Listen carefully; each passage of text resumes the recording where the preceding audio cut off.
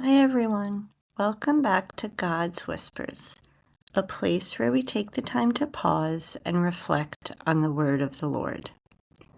Today I'm going to be speaking about a passage from Romans chapter 6, verses 12 through 18. Have you ever tried to stop a bad habit and find yourself right back at it again?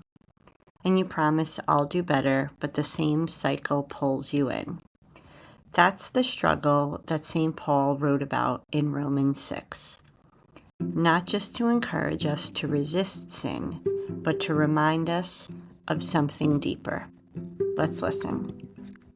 Brothers and sisters, sin must not reign over your mortal bodies, so that you obey their desires, and do not present the parts of your body to sin as weapons for wickedness, but present yourselves to God as raised from the dead to life, and the parts of your bodies to God as weapons for righteousness.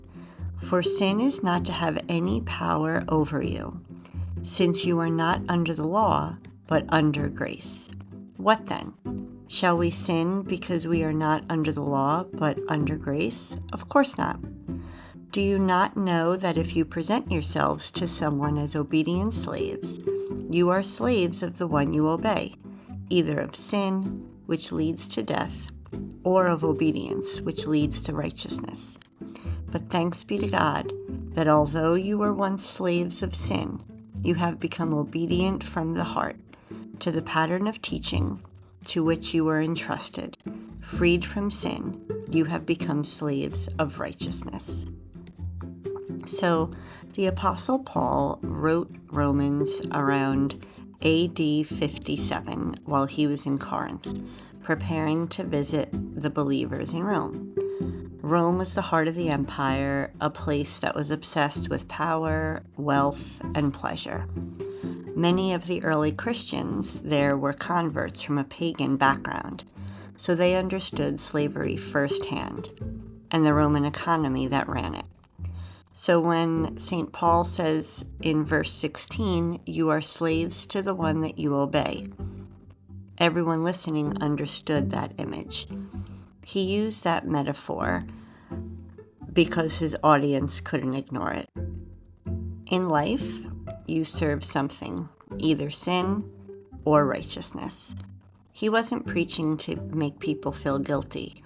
He was reminding believers that you've already been set free, so live like it.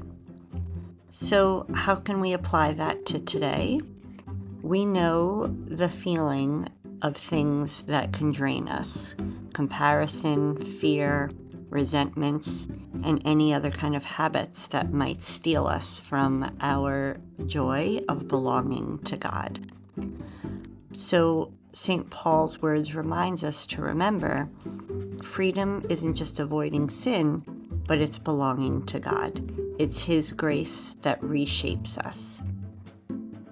It teaches us to walk in a new direction, not out of fear, but out of love. So journal prompts that will go along with this passage would be, what are some things that I sometimes obey, either thoughts or habits or attitudes that keep me from peace? And what would living as someone truly free in Christ look like? And then, how does God's grace motivate me to behave differently instead of through guilt or shame?